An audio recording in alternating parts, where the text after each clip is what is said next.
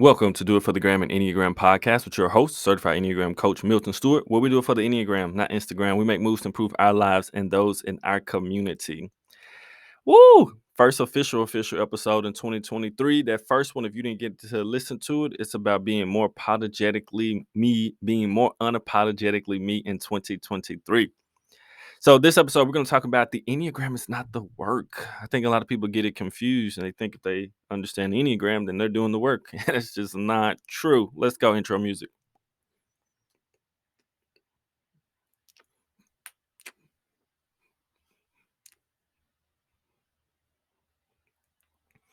All right.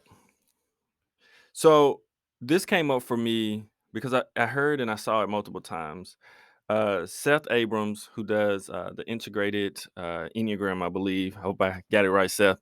And then also a really amazing person, a person who's helped me in my growth, who is amazing, Linda Roberts, said something both along the same lines. The Enneagram is not the work. Like, it's not the work. There's a difference. And so understanding and knowing the Enneagram is one thing, and it has its role. And it is important so that we can be a little bit more clear on the specific work that we need to be able to do. But just because you understand and know the Enneagram don't mean you doing the work, right? And I see that a lot. And I think it is a point where you do see it and you do grow, right? I've been in the Enneagram space studying this thing for, I don't know, 12, 13, 14, 15 years. I don't know. I stopped counting after I got to 10. It just got real weird. And I was like, all right. And what I noticed is that, yes, you do become more clear and you do find more specifics to a degree around different types, but then you also find things that are, and I think one of my favorite teachers, one of my favorite teachers and mentors, Ginger, says, um, every nine is like every nine, and no nine is like another nine. Like, it's both and, right? At the same time, right? Because a degree of the pattern, and then you talk about actually the person, right? Which adds a layer to it that it cannot be duplicated, right? No one can be duplicated in a degree, right? Even if you have the same pattern. And so there are things about the patterns that, you will understand as a practitioner, as a person studying it, it's just gonna fall in line with every single type just for the most part, right? Unless there's significant trauma or something where they didn't develop in their personality style or the culture. But most likely it's going to be the same thing, right?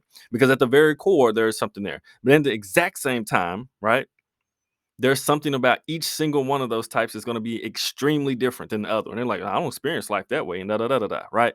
So there's a degree of that both, right? It's that both and, because we live in such an either or society, jump on this side, jump on that side, that we miss one, the law of three, but we also miss that everything doesn't work that way, right? Everything doesn't work like, oh, it's all this one way or it's all that way, right? We live in and also, or with, includes, we live in that both, maybe even more than both, right? So these things are important to start to understand as we understand, like, what the world is this work. So the work is very different. Let's talk about the work real quick.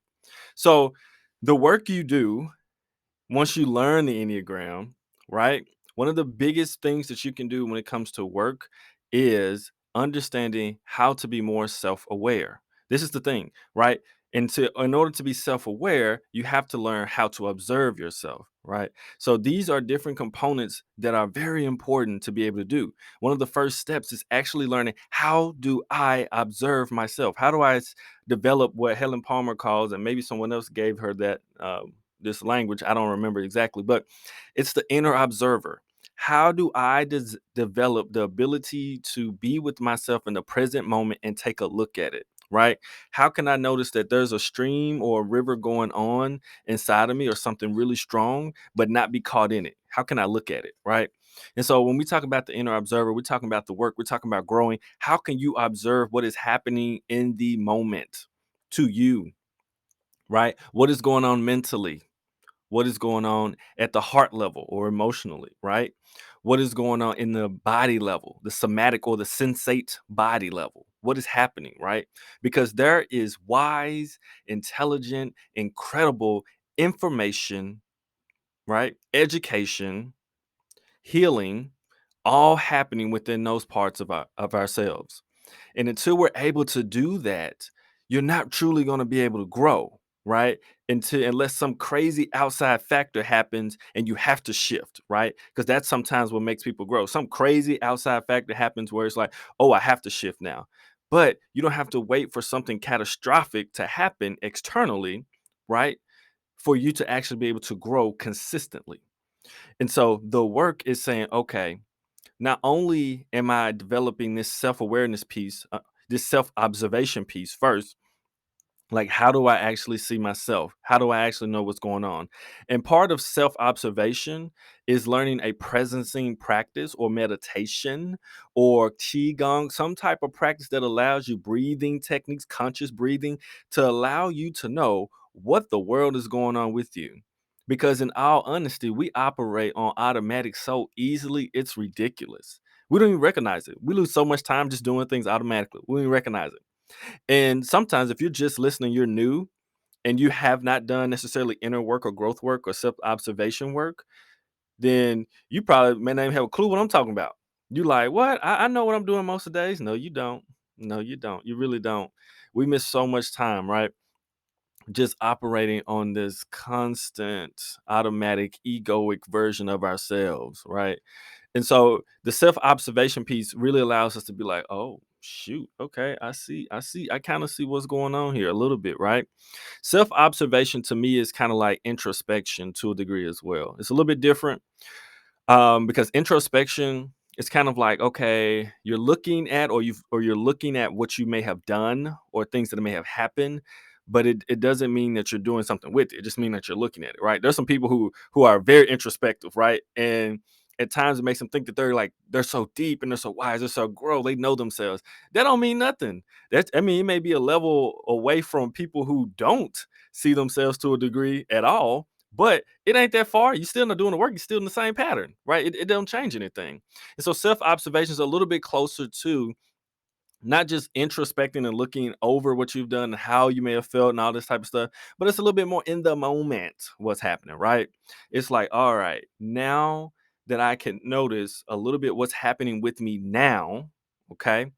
Now this moves me into the piece where I'm not just being observative of what I'm doing, but now I'm moving to awareness, right?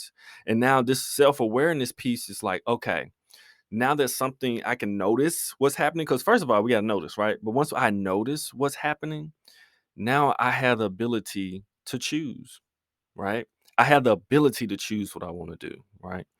And when we find that place, what you'll recognize is that a lot of times what may be best for you to choose is actually difficult for you to choose because it involves either you operate in a new way, which is a lot of times for your body is fear. It causes fear in your body because your body's like, no, no, no, no. Your ego is like, hold on, we don't operate that way. We usually do this when they do that. And this is how we respond and this is how we react. Right. But when you start developing self-awareness, the work is to say, okay, from my essence or from the present part of me, what would be the next best action or thought or move or or what do I need to sit with to a degree, right? It shifts everything, and a lot of times it feels like the opposite of how we normally would do things.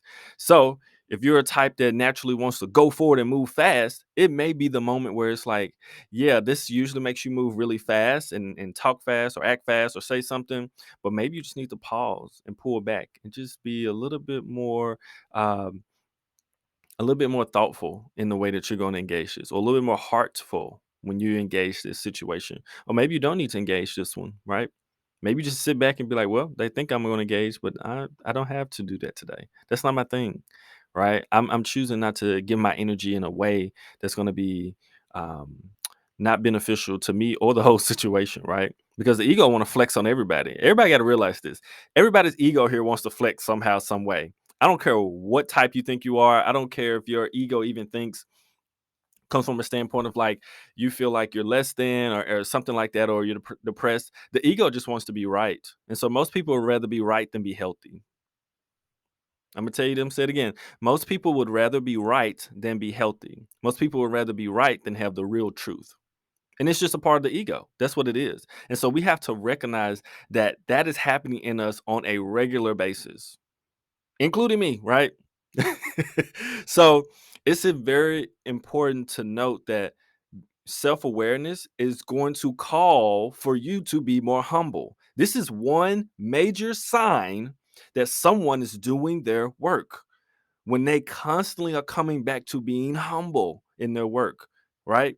Because that's what inner work makes you do. You become curious about a whole lot of stuff you thought you were super sure on beforehand. You was like, oh, I know this. Oh, I know that. I'm not like this. I'm like this. I'm all this type of stuff.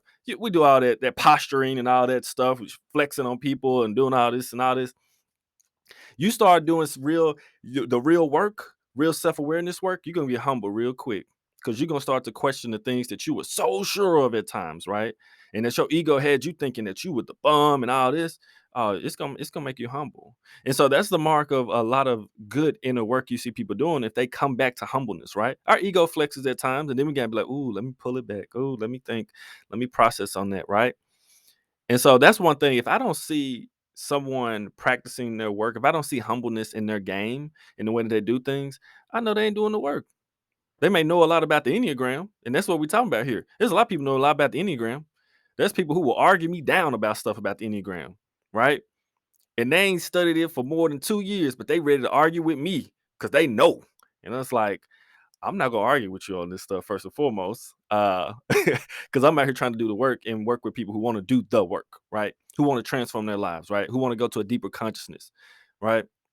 Who want to heal things in their lives that is rich and deep. So I'm not gonna be out here wasting using my energy like that. And even if I do use a little bit, I have to pull back and humble myself, right? Because I'll see my ego wanting to flare up and be like, "Oh, I'm gonna show you," I'm like, calm down, breathe,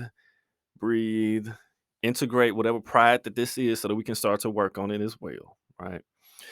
And so a part of the work, and we talked about self-observation, right? We talked about self-awareness. And this self-awareness piece is starting to notice all the things that are there. And so what that leads to is us having the ability to see things a lot of times that we either didn't know was there, we personally may not like in ourselves, right? Things we overdo, pride, all these type of things, right? Things that we may feel that we're lacking in. You start to notice all these different things. And at first, it don't feel good at all. It'd be like, "Oh my goodness, I cannot believe I do that. Did I still say that? Do people see me like that? Oh my goodness, I don't." And this is a whole nother level, right? Because you have to eventually bring in self-compassion and empathy into your inner work. That's just a part of the game, right? If you're gonna actually keep growing. If you just beat yourself up every time you become aware of something, you ain't doing the work necessarily well. Like I'm telling you, you're just hurting yourself, right? So you gotta pour in self-compassion and empathy because you're still human and the ego is still doing this thing, and it's doing this thing for a reason, right? It's trying to protect you technically. It's just going about it the wrong way. When you were a kid, it did a great job, most likely. But as you grow, it's like, yeah, those same techniques don't work anymore. I'm an adult. So this is what's important to understand. Like, as we are finding out these things about ourselves, as we're learning all these new ways about ourselves, because it's not like you just find out a new thing, you're finding out patterns. And that's the thing about it. And guess what? Sometimes it takes a year to find certain patterns and to be able to work with them. Because guess what? Life is seasonal, right? You have to look back on things. You have to see how things are going, right? And so we really have to be aware, like, whoa, I'm noticing this pattern. And so we have small patterns that are easy to pick up on, like a daily pattern or a relationship pattern can be easy to pick up on to a certain degree. But when we talk about all of these patterns, they have a bigger pattern within them, or they have a bigger pattern that surrounds them, right? And so the more you learn about the bigger patterns, you're like, oh my, you can interrupt the way the ego is trying to control things and start to do things well that are healthy and beneficial for you. So you can start to take back the car, if you heard my analogy from the very beginning. Shout out to those who've been rocking me from the beginning. A lot of times the ego drives our life car, right? It is whipping around the streets, doing this thing, pulling donuts, bumping wheelies and everything, right? And crazy in the middle of the street. It's time as an adult for have them to pull over. You take the driver's seat, and then you tell egos like, "Hey, you can hop in that back seat, or you can hop in this passenger seat, but you're not driving my vehicle, my life vehicle anymore. It's my turn, right?"